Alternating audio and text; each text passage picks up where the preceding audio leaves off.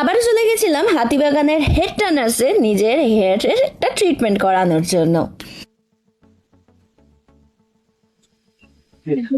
Thank you. কেমন dry rough হয়ে গেছে, কোনো শাইন নেই, খুব আনহেলদি লাগছে। পুজো আসছে তো যাতে চুলটা একটু দেখতে সুন্দর লাগে, অ্যান্ড একটুখানি আমি রেড একটা স্ট্রিপ করাতে চাইছি হাইলাইট।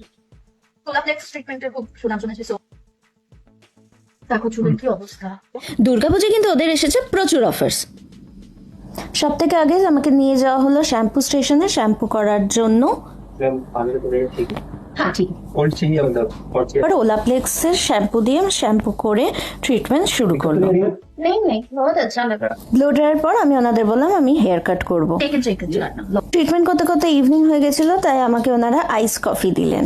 হাইলাইটস গুলো অনেকটা নিচে হয়ে গেছিল বলে ওনারা একটুখানি ওপরটা টাচ আপও করে দিলেন। আর তারপর শুরু হলো ওলাপ্লেক্স ট্রিটমেন্ট।